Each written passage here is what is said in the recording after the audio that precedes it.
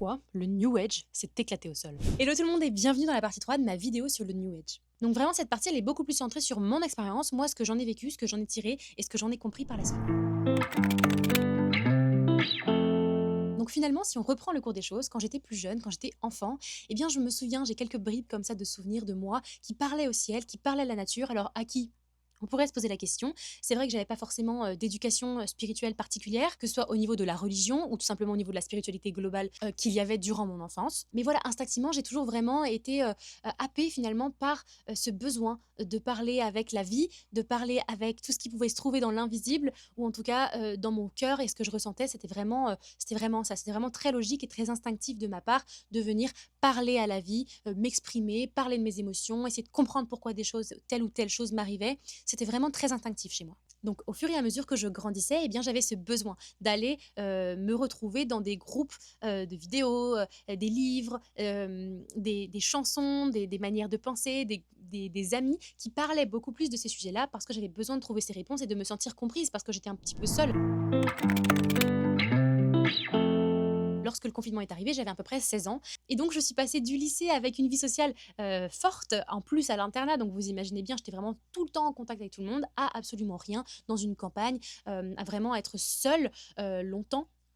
Et donc forcément, là reviennent des sujets existentiels, reviennent des moments de solitude, de calme et donc de questionnement. Et puis j'avais vraiment commencé à développer quelques rituels, justement parce que je m'étais dit, allez, vas-y, prends le temps pendant le confinement de t'amuser avec toi-même, de profiter de toi-même. Mais en fait, c'est à cette période-là, on perd vachement confiance en nous, hein, parce que notre corps change, parce que les relations sociales changent, évoluent. Et donc, pendant le confinement, j'en ai vraiment profité pour prendre le temps avec moi, prendre soin de moi, de mon corps, apprendre justement à me connaître. Et donc, via des questions comme ça, je comprenais encore plus mon parcours, qui j'étais, ce que j'avais envie de faire plus tard. Et en fait, petit à petit, je suis tombée de plus en plus sur des vidéos de méditation, des vidéos on ressente nos énergies. Et en fait, ça m'a beaucoup aidée. Je me suis dit, ah, en fait, c'est génial, je comprends un peu mieux ce que je ressens. Puis tu sais, tu ressens quelques sensations, tu ressens des petits picotements, tu te dis, ah oui, ça marche.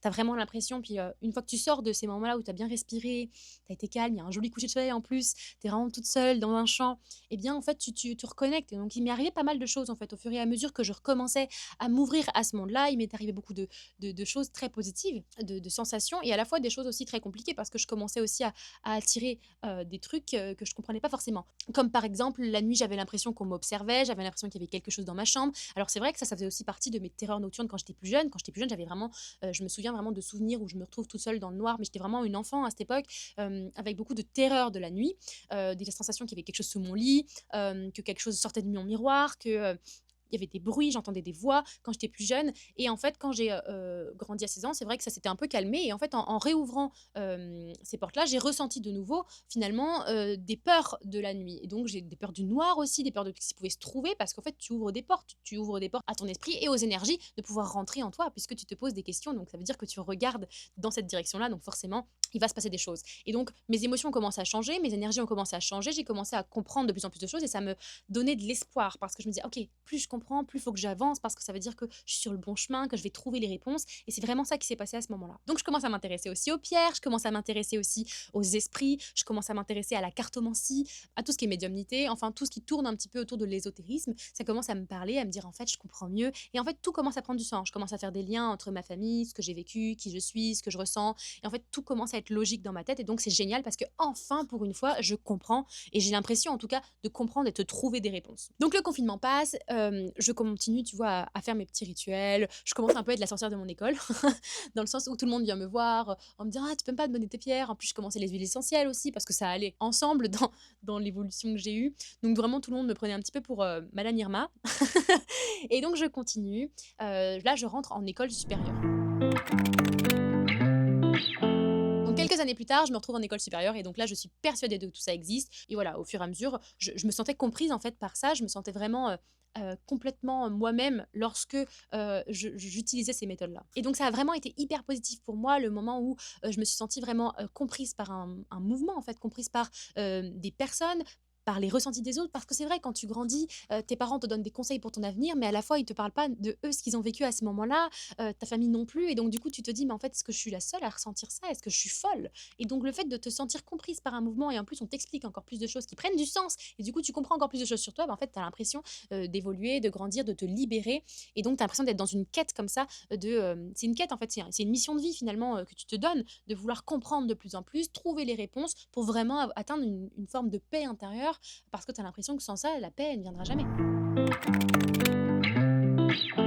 Donc voilà, j'ai passé mes 18 ans, je me sens de mieux en mieux, je suis en école supérieure, j'ai l'impression de comprendre ma vie, et à la fois, quelque part à côté, beaucoup de colère aussi. En fait, je m'isolais aussi moi-même toute seule, en me disant: «Mais en fait, je suis complètement différente des autres», parce que oui, effectivement, mes amis comprennent ce que je dis, mais encore là, faut-il, qu'ils, qu'ils comprennent réellement profondément. Moi, je me sentais toujours différente parce que les émotions que je ressentais étaient différentes, parce que les énergies que j'avais en moi étaient complètement différentes aussi du reste des gens. Ma famille aussi, je ressentais vraiment un éloignement avec ma famille parce que je commençais à voir les vrais visages, entre guillemets, à comprendre de plus en plus ce qui se tramait entre tout le monde. Et beaucoup d'événements qui sont inexpliqués encore aujourd'hui se sont produits où je comprenais encore plus, comme si j'avais vraiment des éveils au fur et à mesure sur qui ait fait quoi, quelles sont les énergies de chacun, comment je dois faire. Et donc, plus en plus, je prenais du recul, je m'éloignais, parce que de plus en plus, je ressentais cette colère en mode, mais pourquoi moi, je suis différente? Pourquoi eux sont si méchants? Pourquoi eux sont si tristes? Pourquoi eux sont si malheureux? Pourquoi ils sont si mauvais finalement? Pourquoi ils détiennent une âme aussi sale que ça? Comment c'est possible? Et en fait, j'ai commencé à m'éloigner du reste des gens parce que je commençais à prendre un peu trop d'ego.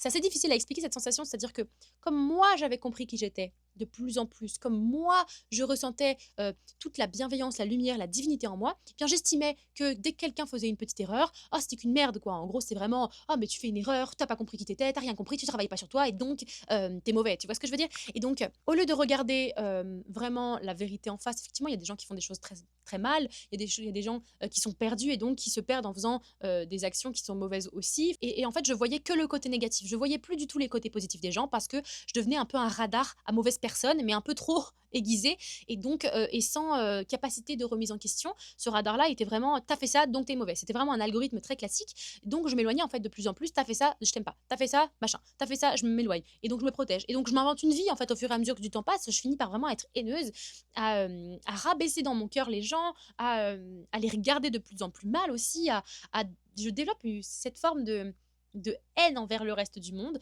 plus tous les problèmes sociétaux que je commençais à comprendre, plus la sensation que je me sentais pas comprise par ma société, par mon environnement. Donc en fait, tout ça venait développer en fond de moi une colère envers le reste du monde, parce que j'avais l'impression d'avoir les yeux grands ouverts, de tout comprendre, et que rien ni personne ne comprenait réellement ce qui se passait, tout le monde faisait n'importe quoi.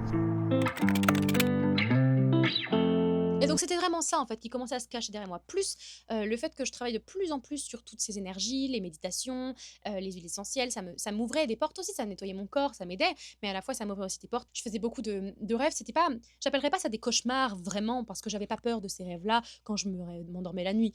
Mais c'était plus des rêves où il y avait énormément de choses qui se passaient qui étaient complètement absurdes, mais c'était vraiment violent.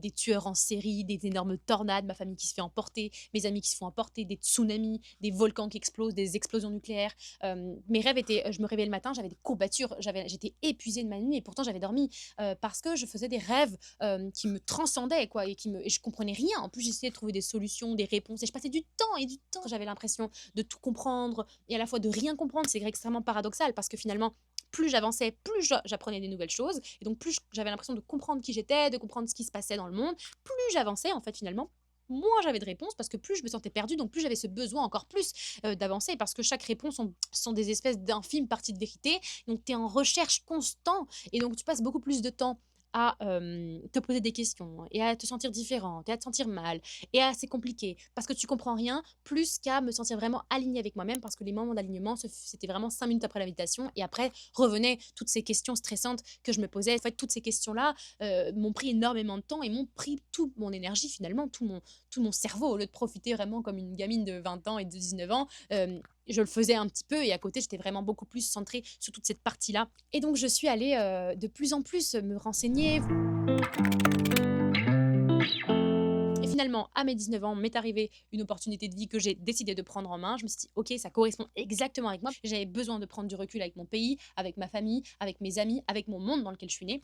Donc, je suis partie à l'autre bout de la Terre. Et donc, après, s'en est suivi 1 an et demi où j'ai vraiment été dans le fond du fond du fond du New Age, vraiment, où la spiritualité était le centre de ma vie, parce qu'en fait, j'avais plus que ça sur lequel me raccrocher, juste moi et mes croyances et ma foi en quelque chose de plus grand, parce que justement, je me suis retrouvée toute seule, en fait, à l'autre bout de la terre. Et donc, j'ai commencé à de plus en plus développer mes ressentis, mes compréhensions, comme j'ai pris du recul aussi sur la France, sur la société, sur tout ce qui se passait de mal aussi, hein. Dans ma génération, c'est très compliqué tout ce qui se passe aujourd'hui, donc il fallait vraiment que je prenne du recul. J'étais très en colère après ma famille parce que je les comprenais pas, parce que je les remettais tous en question. J'étais de plus en plus en colère avec eux, en me sentant en guerre énergétique avec eux. C'est vraiment, j'étais en guerre, c'est-à-dire que dans mon cœur, j'étais en guerre, j'avais besoin de tout couper, donc j'étais brusque, j'ai été brutale dans mes actions, sans vraiment toujours comprendre finalement, en mettant des raisonnements uniquement spirituels dessus, en expliquant qu'en coupant, je coupe le lien énergétique.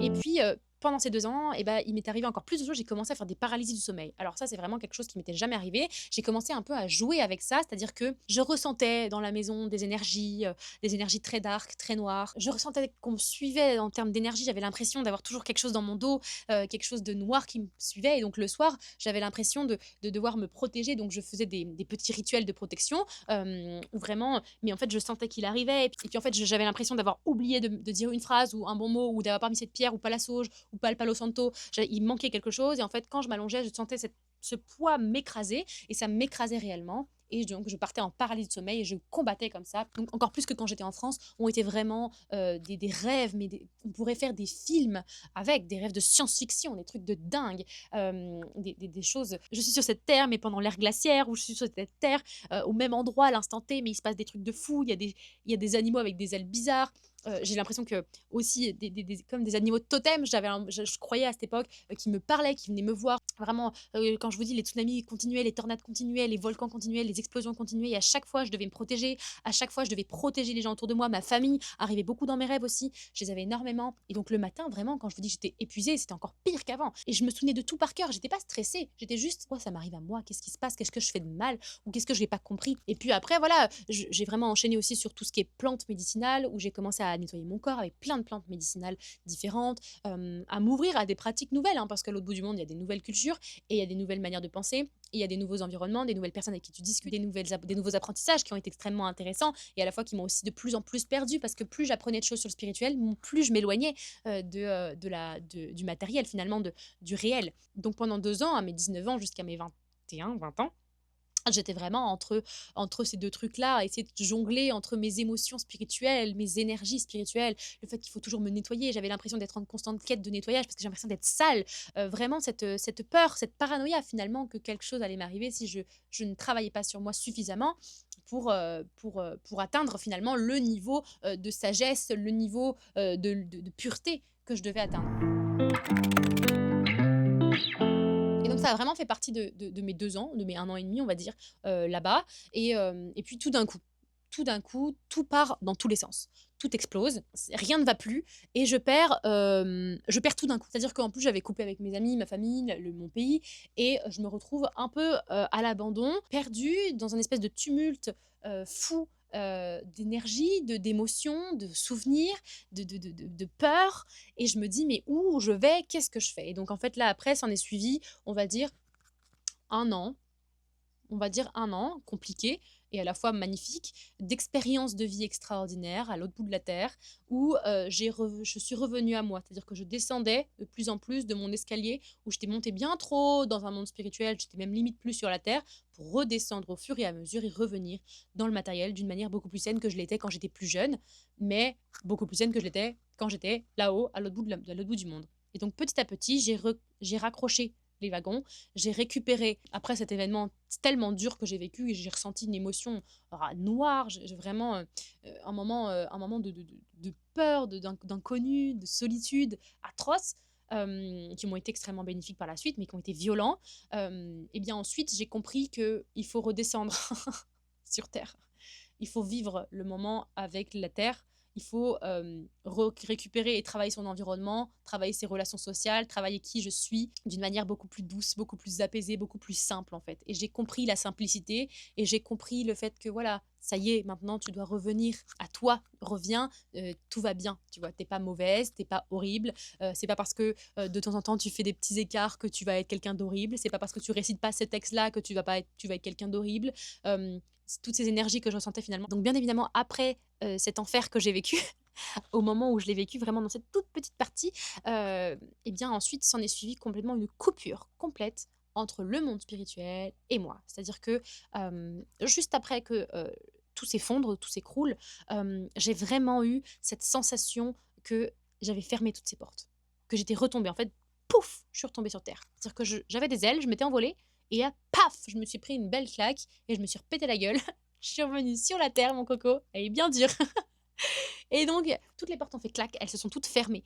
Et je n'ai plus eu de rêves compliqués, je n'ai plus eu de paralysie du sommeil, je n'ai plus de sensations atroces. Bien évidemment, de temps en temps, mais j'ai des émotions, j'ai des rêves aussi, mais pas des rêves aussi violents.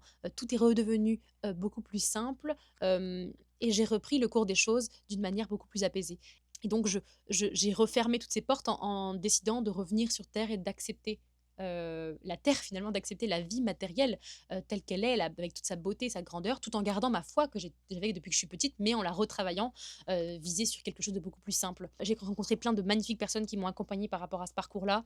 Et donc aujourd'hui, je me retrouve là où je suis aujourd'hui en vous parlant. Et donc ça m'aura pris minimum 1 an pour redescendre de tout ça, où j'ai vraiment été entre, plein d'émotions différentes, plein de sensations différentes, perdue, à la fois me disant: «Mais qu'est-ce que j'ai fait? Qu'est-ce qui va pas? Dans quelle direction je dois aller?» Toutes ces questions en fait finalement existentielles que j'avais avant de rentrer réellement dans ce monde spirituel-là, si je peux l'appeler comme ça, et bien je les ai encore aujourd'hui, mais d'une manière beaucoup plus souple, beaucoup plus apaisée, beaucoup plus tranquille. Mes relations sociales sont redevenues quelque chose de beaucoup plus sain. J'avais plus d'empathie, j'avais plus, de respect finalement envers les gens. Je pense que, toutes ces trucs de, l'incarnation et mes vies passées et tous ces trucs, de psychédélie, de sortir de son corps, m'ont été extrêmement dangereuses pour moi et je pense pour beaucoup d'autres personnes. Après tout ça, maintenant que j'ai retrouvé une stabilité et que je suis beaucoup plus simple dans ma vie, j'ai compris que la simplicité était la clé réellement. Il faut être simple et il faut, avoir conscience de son environnement. Dès à partir du moment où tu simplifies tes choix, simplifies tes pensées et que tu, prends conscience de ton environnement et travaille sur les différents aspects de ton environnement, tu vas retrouver automatiquement une stabilité réelle. Et déjà, il faut commencer par ça. Je pense sincèrement que le New Age m'a apporté une manière de penser, une ouverture d'esprit encore plus intéressante et encore plus belle. Mais je pense que aller chercher dans ses vies passées, aller chercher dans des énergies, ouvrir des portes à des mondes qu'on ne comprend pas ou qu'on ne connaît pas, c'est vraiment absolument inutile. Ça a une perte de temps folle, une perte d'argent aussi. euh, Impressionnante. Je pense que, la vie est plus douce et plus belle et plus simple quand on revient sur terre, quand on reste à notre place, en fait et qu'on, est humble envers la vie qu'on nous donne, qu'on, accepte les étapes aussi, parce que moi, j'ai vraiment voulu aller chercher toujours plus haut, toujours plus fort, à comprendre toujours plus, et sans jamais vraiment être patiente, sans jamais vraiment, comprendre finalement ce que je devais en tirer, en tirant des espèces de conclusions bateau, qui sont à la fois une part de vérité. En fait, le New Age, c'est vraiment ça, c'est une espèce de part de vérité, mais en fait, c'est tellement pas assez comme vérité que tu veux aller en chercher toujours plus. C'est vraiment une forme d'addiction, mais ça suscite en toi de la haine, de la colère, de l'isolement, de l'écartement social aussi, parce que tu t'éloignes du reste du monde et en plus, tu les détestes tous. Donc en fait, c'est violent, c'est très violent. Tu deviens quelqu'un de mauvais, en fait. Tu deviens quelqu'un vraiment de triste.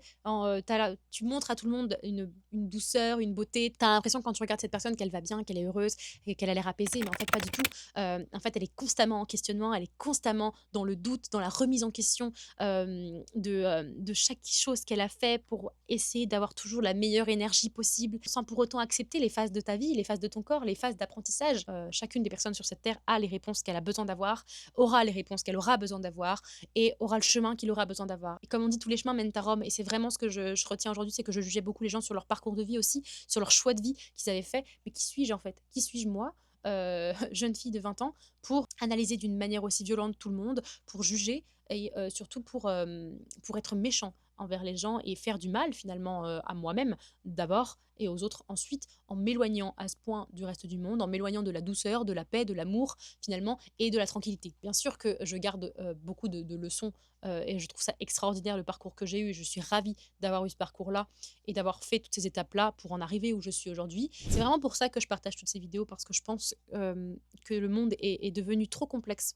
Je pense que le monde est devenu très dangereux pour les personnes qui sont un peu vulnérables et qui se remettent en question et qui essayent de chercher, pour les personnes qui sont en train de s'éveiller aussi sur énormément de sujets sociétaux, énormément de sujets des États, de ce qui se passe dans la politique, dans la géopolitique, dans l'économie, dans toutes les catastrophes qui se passent aujourd'hui. Je pense que les gens peuvent facilement tomber dans des choses dangereuses parce que la croyance, parce que l'espoir qu'elles ont en la vie est plus forte que tout, sauf que un espoir aveugle est un espoir dangereux quand même. Et je pense sincèrement que c'est très important d'en parler, de partager ses émotions, ses énergies, parce qu'on entend beaucoup trop de trucs sur le nuage d'aujourd'hui et on n'entend pas la vérité réellement de ce que vivent les gens. Les gens sont plus honnêtes. L'honnêteté, c'est vraiment ce que j'essaie de transmettre ici, de ce que je ressens au plus profond de ce que j'ai ressenti et ce par quoi je suis passée. Voilà, j'espère que cette vidéo vous a plu. C'était vraiment plus une vidéo face cam où vraiment je parle de mon parcours. Je suis quand même restée évasive sur plein de détails. Je garde les détails beaucoup plus précis, avec beaucoup plus de choses sur l'environnement dans lequel j'ai vécu pendant toutes ces années, surtout mon parcours de vie. Pour moi, pour le moment, et surtout pour mes futurs projets. Donc, si toi, tu t'es retrouvé dans mon parcours, dans ce que j'ai ressenti, et si tu as des questions, eh bien, pense à me les mettre en commentaire. Et puis, on se retrouvera la semaine prochaine pour une nouvelle vidéo. Pense à t'abonner, à liker la vidéo pour soutenir la chaîne et la communauté Libre comme l'air. Et puis, en attendant, soyez conscients. Ciao, ciao!